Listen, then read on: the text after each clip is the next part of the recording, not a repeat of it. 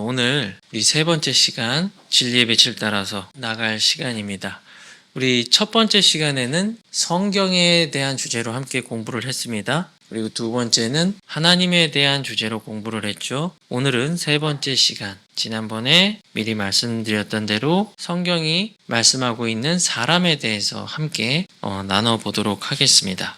성경이 말하는 사람, 그리고 그 기원과 본질에 관해서입니다. 먼저 우리가 지난 시간에 하나님에 대해서 나눴던 거 잠깐만 복습하고 넘어가도록 할게요. 우리는 특별 계시인 성경을 통해서 하나님에 대한 완전한 진리를 배울 수 있다고 함께 배웠습니다. 우리가 자연과 역사와 양심으로는 알 수 없는 오직 특별 계시만 우리에게 줄 수 있는 하나님에 관한 지식, 그분의 속성은 7가지 지난 시간에 함께 나눴죠. 하나님은 영이십니다. 거룩하시고 전지전능 무소부지하신 분이십니다. 공의로우시고 신실불변하시는 분이십니다. 또 선하고 긍휼이 많으신, 사랑이 많으신 하나님, 이것이 바로 특별 계시인 하나님의 말씀이 우리에게 가르쳐주고 있는 하나님의 속성입니다. 하나님은 이러한 모든 속성을 균형 있고 조화롭게 그분 안에 가지고 있다고 함께 공부했습니다. 그리고 이 하나님께서는 세 위격으로 존재하신다고 우리가 함께 공부했죠. 성부 하나님, 성령 하나님, 성자 예수님, 이렇게 세 위격으로 계십니다. 그렇지만 동시에 이 세 분은 한 분이시다. 이것이 바로 삼위일체라고 말씀드렸습니다. 이 삼위일체에 대한 진리는 우리의 지성이나 우리가 어떤 감당할 수 있는 한계 범위를 넘어선 진리이기 때문에 우리가 이것을 분석하기보다는 성경에 나와 있는 계시 그대로를 우리 마음으로 믿고 선포해야 되는 진리다라고 말씀을 드렸습니다. 이것을 분해하고 이게 우리가 이성적으로 분리해서 생각하려고 하는 순간 여러 가지 난해함에 빠진다라고 말씀을 드렸죠. 그리고 하나님을 아는 참된 지식은 우리가 주님을 경외하게 하는 지식이지 이런 목차에 대한 정보를 우리 머릿속에 암기하고 넣는다고 되는 것은 아니다. 그리고 이러한 것을 배우는 목적은 우리가 주를 경외하기 위해서다라고 우리가 지난 시간 함께 나눴던 것 같습니다. 이 모든 지식은 밀접하게 연관이 되어 있습니다. 우리가 성경에 대해서 배웠다면 당연히 성경이 말씀하고 있는 하나님에 대해서 우리가 알게 될 것입니다. 그리고 하나님과 그분의 말씀인 성경에 대해서 우리가 배우게 되었다면 우리는 우리 자신 스스로가 하나님의 기준에 미치지 못하는 부패한 죄인이고 늘 연약성과 제한을 가지고 있는 그런 사람에 불과하다라는 것을 우리는 알게 된다는 것이죠. 앞으로도 배우게 될 여러 주제도 마찬가지지만 어느 하나만 딱 동떨어져 생각할 수 있는 주제는 거의 없다고 보시면 됩니다. 성경의 모든 진리는 서로 밀접한 연관을 가지고 있다. 그리고 이러한 성경의 주제와 진리들을 우리가 보게 된다면 모든 사람은 이러한 질문을 가지게 될 수밖에 없습니다. 사람은 왜 존재하는가? 어디에서 와서 어디로 가는가? 왜 태어나고 죽는가? 라는 질문을 하게 됩니다. 특별 계시인 성경은 이 질문에 대한 아주 명확한 대답을 모든 독자들에게 제공하고 있지만 이 특별 계시인 성경을 알지 못하는 모든 사람, 구원받지 못한 본성에 속한 사람, 자연인 모두들은 이 질문에 대한 대답을 할 수가 없습니다. 인류 역사상 수없이 많은 지성인들이 이 질문에 대한 대답을 하고자 했고 그 대답을 내놓았습니다. 고대 철학자들부터 시작해서 오늘날 우리가 살고 있는 진화론을 가르치고 주장하는 많은 과학자들에 이르기까지 모든 사람들은 각자의 대답을 내놓았습니다. 그리고 그 대답에 대해서 각자 만족하는 듯 보였습니다. 하지만 그 어떤 지성인들도 어떤 뛰어난 사람들도 자신들의 부패한 이성으로 하나님의 특별 계시를 넘는 그 이상으로는 완전한 대답을 주지 못하고 있죠. 왜냐하면 죄인인 사람은 그 모든 지성과 마음이 부패하고 왜곡되고 비뚤어졌기 때문입니다. 그들의 모든 시도는 실패했죠. 이러한 본질적인 질문에 해답을 준 과학자나 철학자는 인류 역사상 없었습니다. 특별 계시인 성경의 입장에서 볼 때요. 궁극적으로 그들이 실패할 수밖에 없던 이유는 그들의 모든 설명의 시도에는 하나님이 모두 배제되어 있기 때문입니다. 하나님이 없는 그 모든 지식 속에 인생의 본질적인 해답이나 정답이 존재할 수가 없겠죠. 하나님을 배제한 모든 시도와 인간의 노력들, 그것은 실패로 점철되어 있다는 것이 성경이 우리에게 가르쳐주고 있는 반복되는 패턴입니다. 아담이 실패했습니다. 노아가 실패했습니다. 민족적 이스라엘이 실패했습니다. 그리고 우리가 지금 살고 있는 이 교회 시대도 성경의 말씀에 따르면 배교로 끝마쳐지게 될 것입니다. 인간은 어느 시대나 하나님 없이는 실패할 수밖에 없습니다. 완벽한 조건과 환경을 가지고 있었던 아담조차도 실패했죠. 특별 계신 하나님의 말씀인 성경이 주는 진리가 없다면 인간은 누구도 아무리 뛰어난 사람도 이 질문에 대답할 수 없다. 전에도 없었고 앞으로도 없을 것입니다. 오직 이 질문은 하나님만 대답하실 수 있습니다. 그분의 말씀을 통해서요. 세상은 어떻게 생겨났는가? 사람은 어떤 존재이고 인생의 목적은 무엇인가? 왜 이 세상은 고통으로 가득 차 있는가? 사람은 왜 죽는가? 그리고 죽음 이후에는 무엇이 있는가? 그리고 사람은 어떻게 하나님과 올바른 관계를 맺을 수 있는가? 그리고 우리가 살고 있는 이 세상의 마지막 끝은 어떻게 될 것인가? 자, 여러 가지 대답들이 있었죠. 성경이 주는 본질적인 해답은 아무도 제시하지 못했습니다.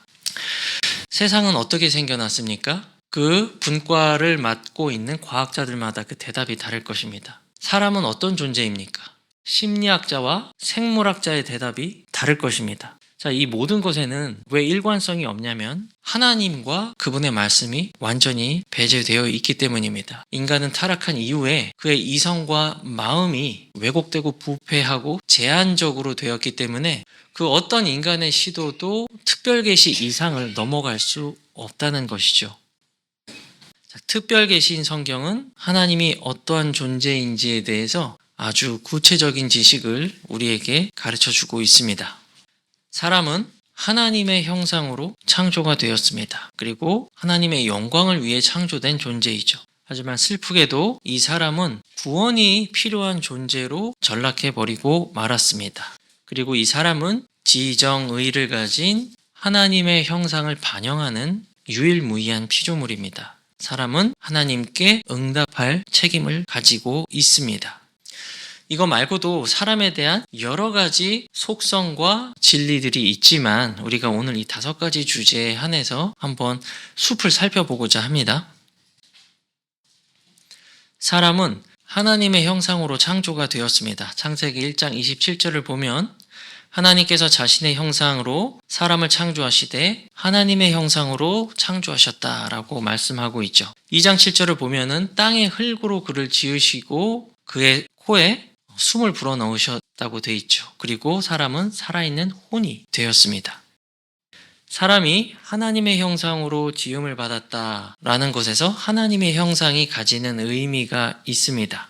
인간은 여전히 제한적이고 부족하고 연약한 존재지만 그럼에도 불구하고 하나님의 속성의 일부를 반영해서 투영하고 보여주는 그러한 존재로서 만들어졌다는 뜻입니다. 이러한 사람은 단순한 물질적 존재 그 이상의 가치를 지닌 창조물이겠죠.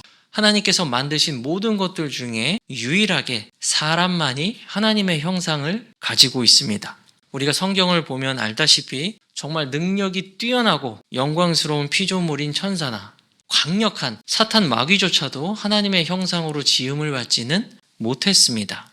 자, 누군가는 이렇게 질문할 수도 있습니다. 사람이 하나님의 형상으로 지음을 받았지만 시편 어느 기록에 나와 있는 것처럼 하나님께서 그 존재를 천사보다 조금 못하게 낮추어서 만드셨다고 돼 있는데요. 이렇게 질문할 수도 있겠지만 성경 전체를 보면은 오히려 천사들은 구원받은 모든 하나님의 자녀들을 섬기는 영으로 창조가 되었습니다. 그리고 천사보다도 뛰어나신 그리스도께서 우리와 함께 왕국의 공동상속자가 되시잖아요. 그리고 우리의 형제이십니다. 주님께서는 우리를 형제라고 부르는 것에 부끄러워하지 않으셨습니다. 이 모든 기록된 내용을 살펴볼 때 우리는 천사보다 기능적에서 열등하지만 그 존재적으로 하나님의 형상으로 창조되었다는 그 본질적인 부분을 살펴볼 때 우리는 천사보다 열등한 것이 아니다. 오직 하나님의 형상으로 창조된 유일무이한 존재다. 우리는 그분의 모든 모습과 영광을 투영하고 세상에 반영하기 위해서 만들어진 존재다. 자, 이것을 생각해 볼 때 우리는 굉장히 뛰어난 자부심을 가질 수가 있습니다. 진화학자들은 인간이 단세포 생물에서 다세포 생물로 그리고 어류에서 포유류로 그리고 포유류에서 이제 점점 원숭이에서 사람으로 이렇게 진화했다고 가르치고 있잖아요. 성경이 가르치고 있는 그 어떤 가르침도 사람을 영광스러운 존재로 묘사하지 않습니다. 오직 특별 계신 성경만이 정말 하나님의 영광스러운 모습으로 인간이 창조되었다고 말씀하고 있죠. 또 사람은 하나님의 영광을 위해서 창조가 되었습니다. 하나님께서 인간을 만드신 목적은 몇 가지로 나눠볼 수 있습니다. 첫째, 우리는 하나님의 영광을 위해서 창조가 되었습니다. 분명한 목적을 가지고 만들어졌어요. 명품 차들이 아니면 명품 물건들이 분명한 목적을 가지고 만들어진 것처럼 하나님께서도 여러분을 분명한 목적을 가지고 창조하셨다는 것입니다. 내가 이 존재를 통해서 영광을 받겠다라는 분명한 목적이죠. 하나님께서 정글에 있는 동물들을 통해서, 바다에 있는 어류들을 통해서 내가 이 존재들을 통해서 영광을 받겠다. 물론 그럴 수도 있겠죠. 일반적인 계시 안에서. 하지만 하나님의 영광을 투영받은 존재로서 직접적으로 내가 이 존재들을 통해서 영광을 받겠다라고 한 것은 사람이 유일무이하죠. 그리고 영과 진리로 경배하기 위해서, 그리고 친밀하고 참된 교제를 위해서 이 사람을 창조하셨습니다. 이 세상 어떤 존재가 하나님과 이렇게 교제하거나 친밀하게 할 수 있을까요? 에녹처럼 친밀하게 하나님과 동행하거나 모세처럼 대면하여 하나님을 볼 수 있을 만큼 이런 특권을 얻은 그런 피조물이 이 세상에 어디 있습니까? 오직 하나님의 형상으로 만들어진 사람밖에 없죠. 하지만 슬프게도 이러한 사람은 처음 창조의 목적과는 완전히 다르게 구원이 필요한 존재가 되고 말았죠. 하나님께서 명하신 것들에 불순종하고 타락한 죄인으로 전락해버리게 되었습니다. 한 사람으로 말미암아 죄가 세상에 들어오고 그 죄로 말미암아 사망이 모든 사람에게 임하였다. 로마서 4장에 기록이 되어 있죠. 이 이후에 죄인인 사람은 그 마음이 부패하고 뒤틀려 있게 되었습니다. 그리고 부패와 미신으로 점철된 존재로 전락해버리고 말았죠. 로마서 1장에서 3장까지를 읽어보면 그것에 대해서 아주 자세히 나와 있죠.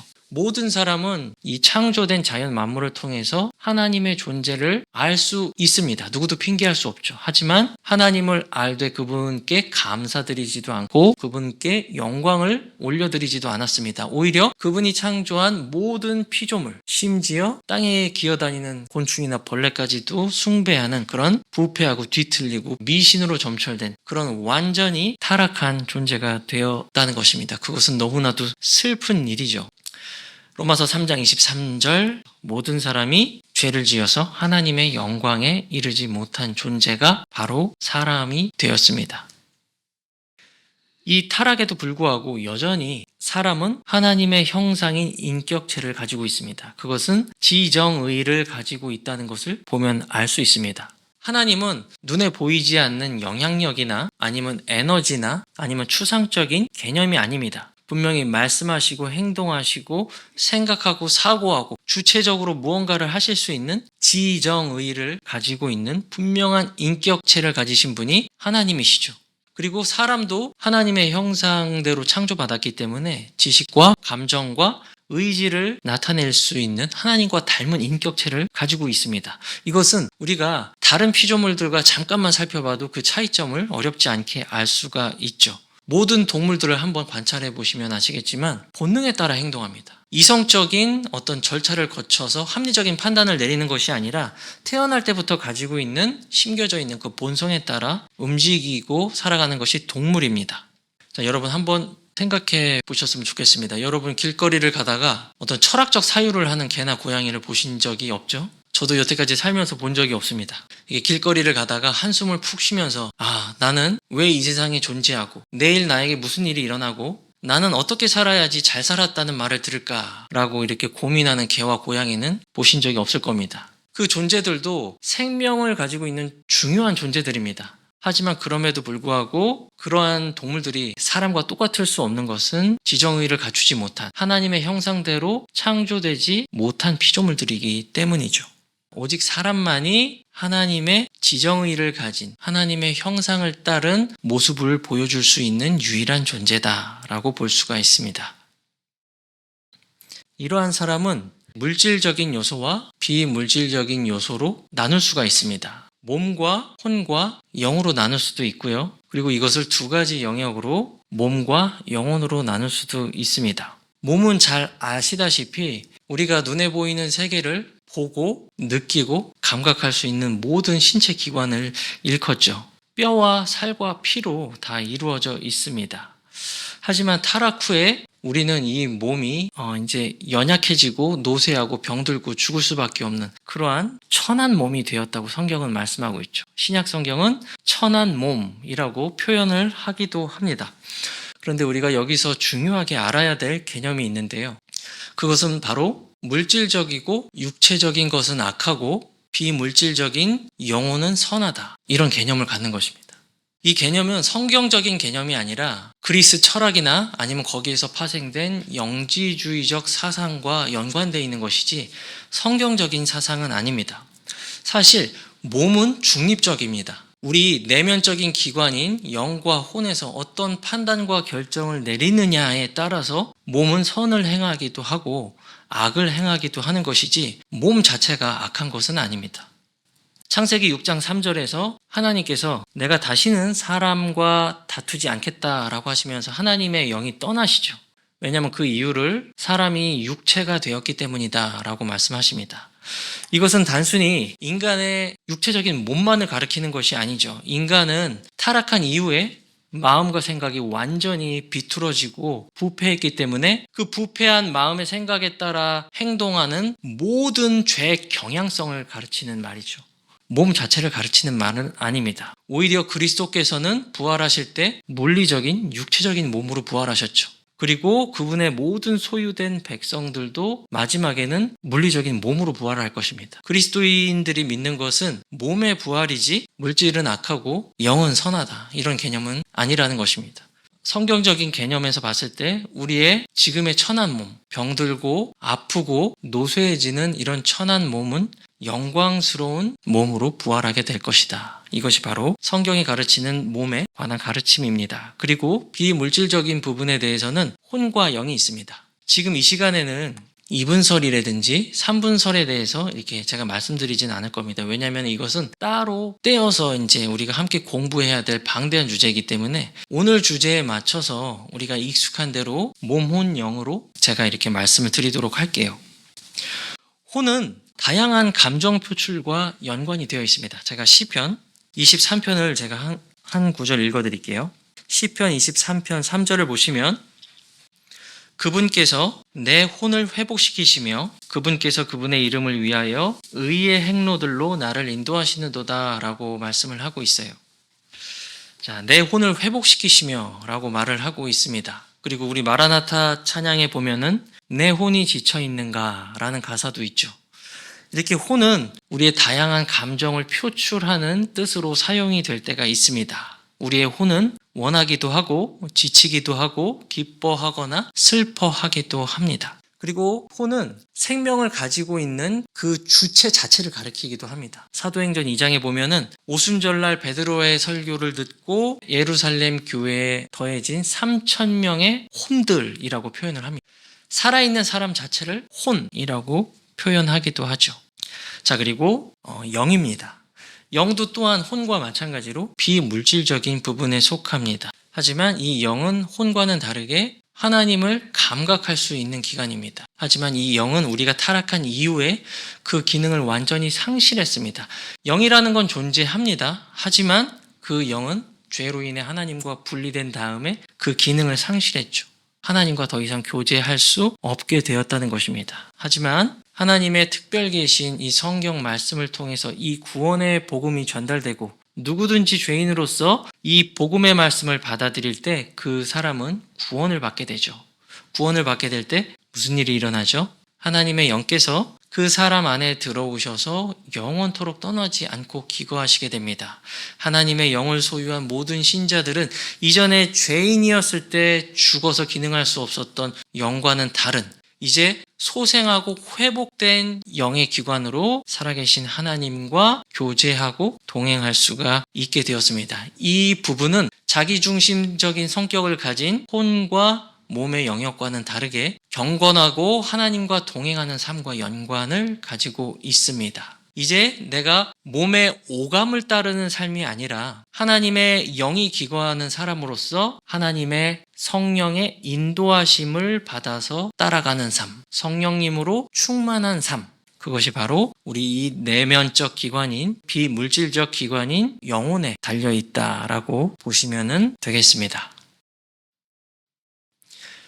이 마지막이 중요한데요. 우리가 지난 시간에 하나님에 대해서 배울 때 하나님이 이러한 속성을 가지고 있는 분이다 라는 인포메이션을 우리의 머리에 집어넣는 것이 아니라 하나님의 그러한 속성들을 우리가 경외함으로 바라볼 줄 아는 게 우리가 이 공부들을 하는 참된 목적이다 라고 우리가 함께 공부를 했습니다. 우리가 사람에 대한 이런 지식을 공부했다면 이제 올바르게 하나님과 그분의 말씀 앞에 반응을 해야 되겠죠. 그리고 그러할 만한 책임이 우리 모두에게 있습니다. 왜냐하면 사탄과는 다르게 책임 있는 피조물로 하나님의 형상으로 지음을 받았기 때문입니다. 그래서 우리는 지정의를 가지고 있습니다. 특별히 의지라는 것은 우리가 부여받은 굉장히 큰 선물입니다. 우리가 특정 신학은 이 의지 자체를 부인하기도 하는데요. 사실은 이 의지 자체가 우리가 하나님의 형상으로 만들어졌다는 것을 보여주는 가장 큰 속성이기도 합니다. 의지가 있다는 것은 우리가 자유를 가지고 있다는 것의 반증이고요. 그리고 자유를 가지고 있다는 것은 우리 모두가 책임 있는 피조물로서 지음을 받았다는 것이죠. 우리가 하나님의 창조 목적을 알았다면, 그리고 하나님의 구속사적인 목적을 깨달았다면 우리는 반드시 그 말씀 앞에 책임 있게 반응을 해야 되겠죠. 이것은 모든 사람에게 해당이 됩니다. 구원이 필요한 사람, 구원을 이미 받은 사람 모두에게 필요합니다. 그래서 우리가 지상 명령을 받은 것이죠. 그리고 거듭나지 못한 사람은 반드시 새로운 영적 출생을 통해서 거듭날 필요가 있습니다. 왜냐하면 그의 영은 죽어 있고 하나님과 교통할 수 없기 때문입니다. 하나님은 사람과 교제하고 하나님께 영광 돌리기 위해서 창조하셨는데 구원받지 못한 사람, 새로운 영적 출생이 없는 사람은 전혀 하나님의 창조의 목적, 그리고 하나님의 구속사적인 목적하고도 관계없이 살아가고 있기 때문입니다. 구원받은 사람도 마찬가지입니다. 우리 모두 책임 있게 반응해야 됩니다. 이제 구원받았다면 어떻게 살아야 되겠습니까? 하나님과 더욱더 친밀한 교제가 필요하겠죠. 영적으로 열매 맺는 삶을 살아가는 것이 필요합니다. 이제 내 육신을 따라서 살아가는 것이 아니라 영을 따라서, 그분의 인도하심을 따라서 살아가는 성도들이 되어야 되겠죠. 그리고 우리가 그분께 영광 돌리기 위해서 어떻게 해야 됩니까? 우리가 열매 맺어야 됩니다. 우리가 열매를 많이 맺으면 맺을수록 하늘 아버지께서 영광을 받으시고 우리는 그리스도의 제자라는 것을 입증할 수 있겠죠. 베드로전서 3장 21절, 모든 사람, 구원이 필요한 사람, 이미 구원을 받은 하나님의 자녀 모두 선한 양심으로 하나님을 향해서 응답해야 된다는, 책임 있는 반응을 보여야 한다는 것이 성경의 가르침입니다. 그래서 사도들은 수없이 믿지 않는 사람들에게 구원을 받으라고 강청하고 권면하는 것을 보게 되고, 모든 지역교회에 쓰여진 서신들을 통해서 하나님의 자녀들이 마땅히 어떻게 걸어야 하는지에 대해서도 우리가 분명히 가르침을 받고 있습니다. 자, 묵상과 교제입니다. 자, 나눠드린 유인물에도 나와 있는데요. 우리가 하나님의 형상으로 지음받았다는 사실이 나에게 어떠한 의미가 있는지, 또 진화론을 믿는 사람들에게 우리가 창조에 대해서 어떻게 온유하게 잘 설명할 수 있는지, 그리고 우리가 천사보다 조금 낮게 지어졌지만 어떻게 우리가 천사보다 더 높은 지위를 가질 수 있는지, 또 하나님께서 나를 창조하신 목적을 이루기 위해서 내가 해 나가야 될 것은 무엇인지 우리가 함께 묵상해 볼 수가 있겠습니다. 자, 오늘은 사람의 기원과 본질에 대해서 함께 나누어 보았는데요. 다음 시간에는 죄와 구원의 상관관계에 대해서 우리가 함께 공부해 보도록 하겠습니다. 자, 제가 마치도록 하겠습니다.